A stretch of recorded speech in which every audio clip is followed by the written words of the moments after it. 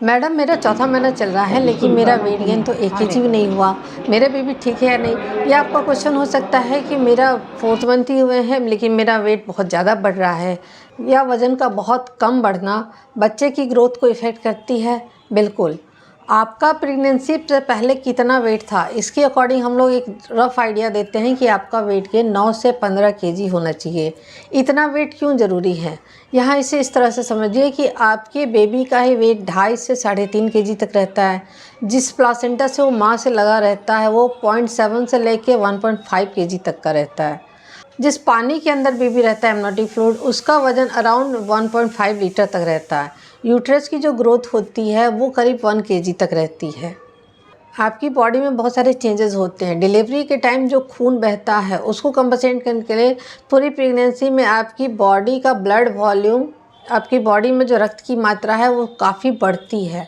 वो करीब 2 से 2.5 लीटर तक बढ़ती है और उसके साथ में पानी की मात्रा बढ़ती है, वो भी करीब 1.5 से 2 लीटर होती है।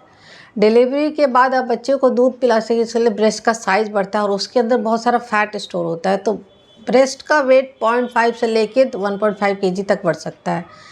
इसके अलावा आपकी बॉडी में थोड़ा फैट भी जमा होता है, वो 1 केजी से लेके 2.5 केजी तक हो सकता है। इतना वेट बढ़ना ज़रूरी है।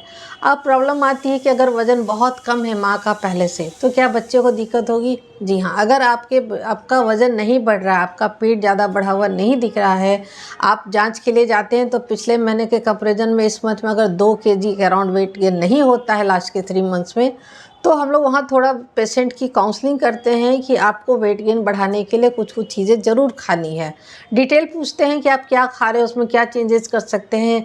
यहाँ पैसे मैटर नहीं करते हैं, यहाँ बहुत अच्छी एडवाइस मैटर करती है कि उस पेशेंट के लिए हम लोग कितनी हेल्प कर सकते हैं। अगर माँ का वज़न बहुत ज़्यादा है तो क्या ज़्यादा वज़न बढ़ना ख़राब है? बिल्कुल।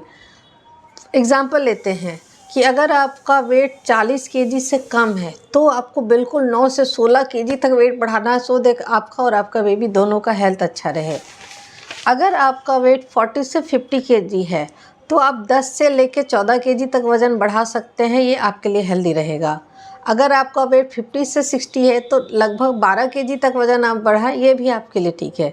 लेकिन अगर आपका वेट 60 केजी से ज़्यादा है तो आपको हार्डली 8 से 9 केजी ही वेट बढ़ाना है, क्योंकि बहुत ज़्यादा बढ़ा हुआ वेट आपके बेबी का साइज़ बढ़ाएगा, जिसको मैक्रोसोमिया हम लोग कहते हैं, या फिर आप उसको थायराइड हो सकता है, आपको डायबिटीज़ हो सकती है, बच्चे को भी डायबिटीज़ हो सकती है, आपका ब्लड प्रेशर बढ़ सकता है और प्रेगनेंसी में बहुत सारी जटिलताएं आ सकती हैं।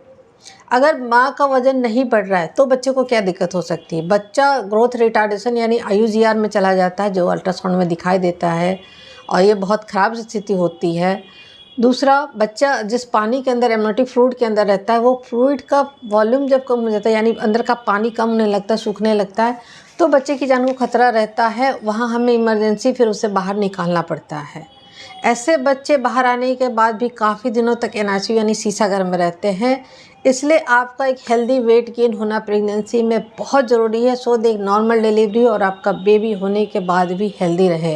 हर बच्चे की, हर माँ की रिक्वायरमेंट अलग होती है। मैंने इस वीडियो में आपको हेल्दी वेट गेन कितना होना चाहिए इसके बारे में समझाने की कोशिश की है।